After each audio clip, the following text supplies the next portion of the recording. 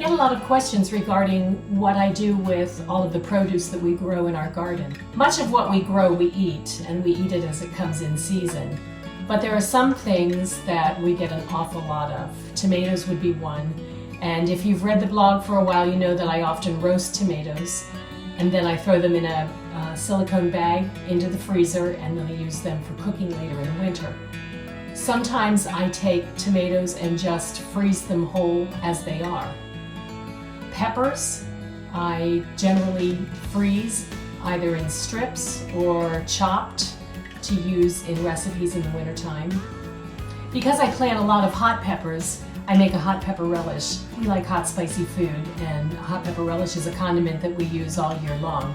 So at some point towards the end of August, when all of the hot peppers are ripe and ready and have turned the color that they should be, I'll harvest all of those and make a huge pot of hot pepper relish. And those I will do in the water bath so that they have a long shelf life. That'll get us through the entire year. Probably the only other thing that I have a glut of at the end of the season would be beans. And I've been planting mostly beans that I can dry so that I can use them in soups and stews later in the year.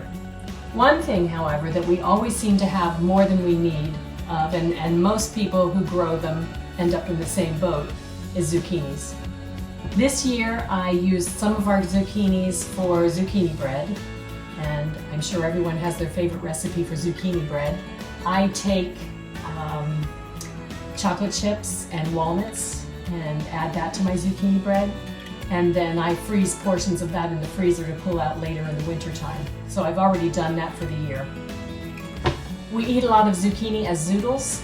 I take my KitchenAid mixer and I have an attachment that spiralizes the zucchini. So I'll spiralize a fresh zucchini, and then I make a spaghetti sauce, and we eat basically spaghetti over zoodles.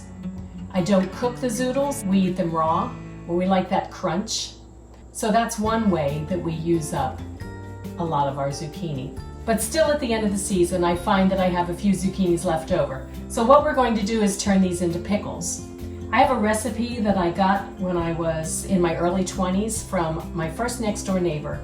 Mr. and Mrs. Ritter were a couple that were probably close to their 80s. They had been married since they were very young. They had raised their children. They lived in the same house that they raised their children in, and they were just the most delightful couple. And Mrs. Ritter gave me her zucchini pickle recipe. Just another thing about the Ritters.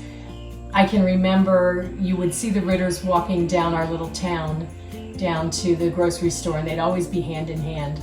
And I thought to myself at the time, when I'm that old, I still want to be holding hands with my hubby. Thought that was really sweet. But anyways, Mrs. Ritter's zucchini pickles. It's a sweet pickle, and it's a great recipe if you want to make chow chow. Now, I'm not sure if you all know what chow chow is if you don't live in Pennsylvania. I think it's a Pennsylvania Dutch food, but chow chow is basically pickled vegetables, and they're sweet pickled vegetable. So not only can you use this recipe for zucchini, but you can also throw other things in with the zucchini. It's really good with onions and peppers. I've done it with cauliflower and carrots added in, makes it really lovely. In the past, I have processed it on the top of the stove in my regular water bath. Today, I'm just going to cook the pickles and place them in a jar that I've gotten ready and put it in the refrigerator.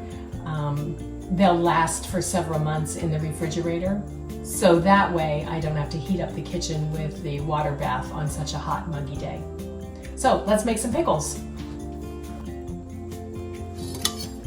This recipe calls for 6 heaping cups of sliced zucchini. And I don't slice them terribly thin. I like a zucchini pickle that has a little crunch to it. Whoops, got a few runaways there.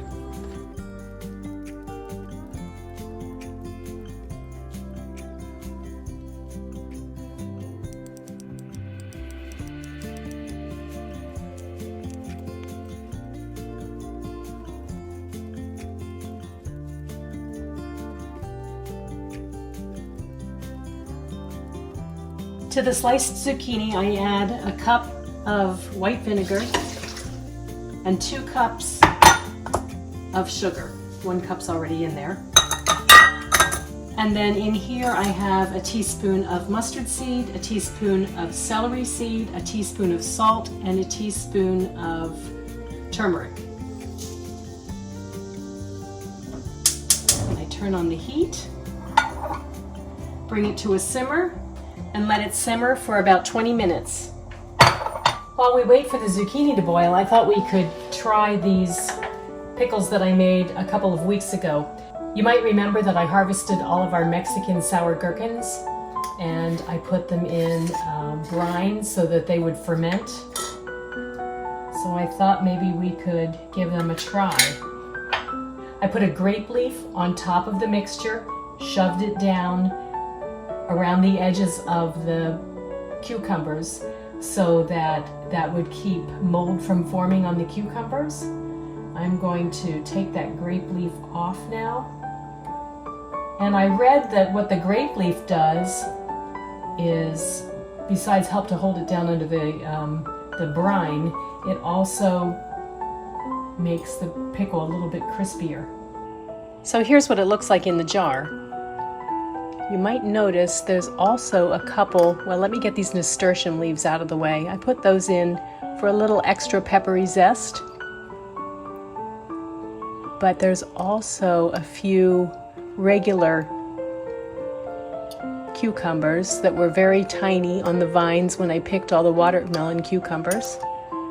And so they're also pickled, turned into dill pickles as well. I'm going to just try one of these little guys and see how this tastes. Oh my, that's really good. So it tastes like a dill pickle. It has a lot of crunch. I think this was a big success. You'll notice when you first put this on the stove that the liquid level does not go up over the zucchini. However, as it cooks, some of the liquid comes out of the zucchini and increases the amount of liquid overall. And so you'll have plenty of juice by the time it's done. Okay, let's take a peek. And it looks like these are ready to put in the jar. They're a lovely color. And as you can see, they're translucent now instead of opaque. So we're going to transfer them over to our clean jars. There you have it, the last of this year's zucchini, pickled. Into the refrigerator it's going to go. We've got lids on the jars. First we're going to let it cool down, and we'll have that to enjoy in the coming months.